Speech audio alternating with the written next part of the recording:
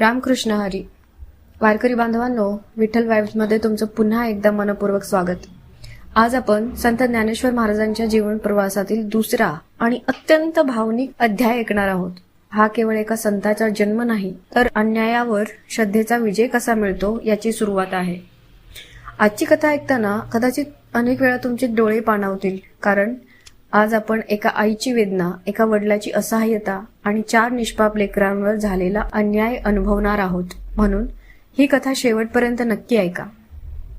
मागील भागात आपण पाहिले, गोदावरीच्या पवित्र तीरावर असलेल्या आपे गावात जन्मलेले विद्वान, विनम्र आणि ईश्वरभक्त विठ्ठलपंत कुलकर्णी.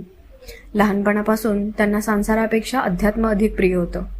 घरच्यांच्या इच्छेने त्यांचा विवाह आळंदीच्या रुक्मिणीबाई सोबत झाला, पण त्यांच्या मनातील वैराग्य वाढतच गेलं. एक दिवस ते तीर्थयात्रेच्या निमित्तानं घराबाहेर पडले आणि पोहोचले काशी नगरीत. तेथे त्यांना लाभले महान संत श्रीपाद स्वामी. विठ्ठलपंतांनी संन्यास स्वीकारला, पण काही दिवसांनी श्रीपाद स्वामींना कळलं की विठ्ठलपंत विवाहित आहेत. तेव्हा गुरूंनी सांगितलं, धर्म माणसाला कर्तव्यापासून पळायला शिकवत नाही. ताबडतोब घरी जा, पत्नीची जबाबदारी स्वीकार. विठ्ठलपंतांनी गुरूंची आज्ञा मानली. ते पुन्हा आळंदीला परतले. रुक्मिणीबाईंना वाटलं आता दुःख संपलं, पण खरी परीक्षा आता सुरू झाली होती. त्या काळातील धर्मपंडितांनी विठ्ठलपंत आणि रुक्मिणीबाईंना समाजबाह्य घोषित केलं. त्यांच्यावर बहिष्कार टाकण्यात आला. कोणी बोलत नव्हतं, कोणी मदत करत नव्हतं. आणि सर्वात मोठी शिक्षा, या दाम्पत्याला जन्मणाऱ्या मुलांनाही समाजात स्थान मिळणार नाही. कल्पना करा, ज्यांनी अजून या जगात डोळे सुद्धा उघडले नाहीत, त्यांच्यावर आधीच अन्यायाचा शिक्का मारला गेला होता. पण देवाची योजना समाजाच्या निर्णयापेक्षा कितीतरी मोठी होती.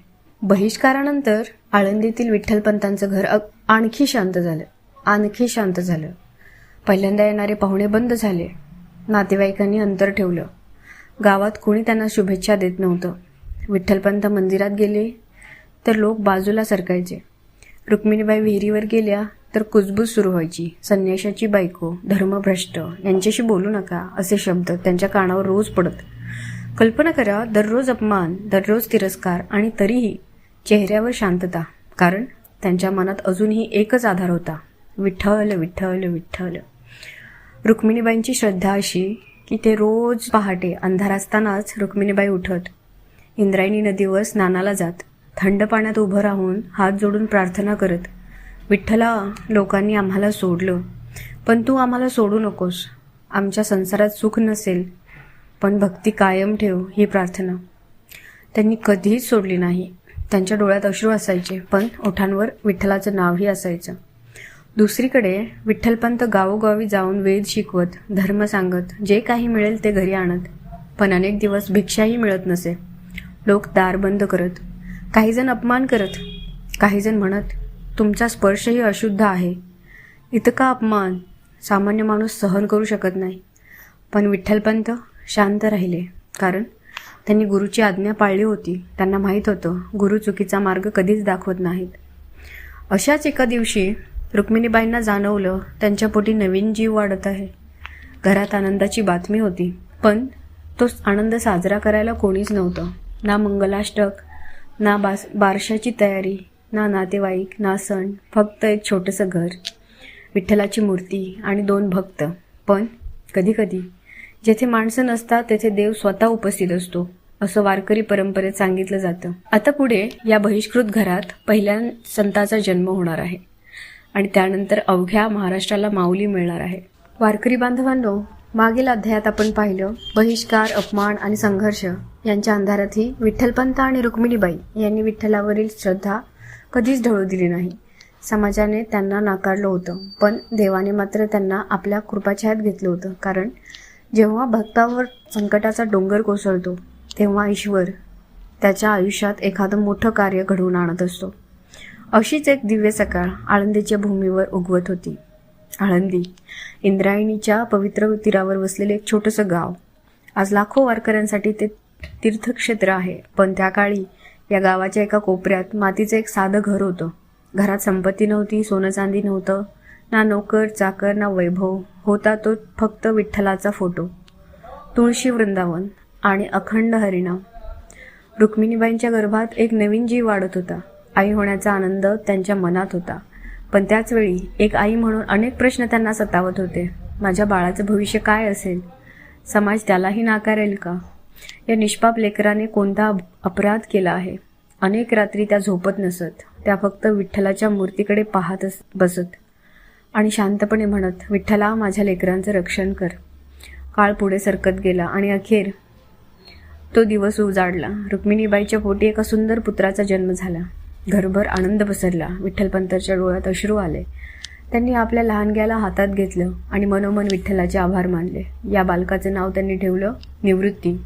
पुढे हाच बालक नाथ संप्रदायातील महान संत निवृत्तीनाथ म्हणून संपूर्ण महाराष्ट्राला परिचित झाला. पण या जन्माचा आनंद साजरा करण्यासाठी गावातून एकही माणूस पुढे आला नाही.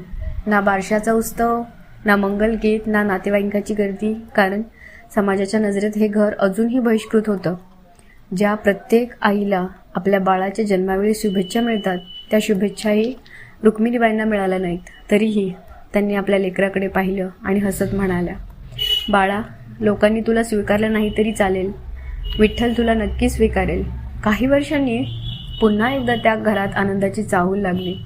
रुक्मिणीबाई पुन्हा मातृत्व अनुभवत होत्या.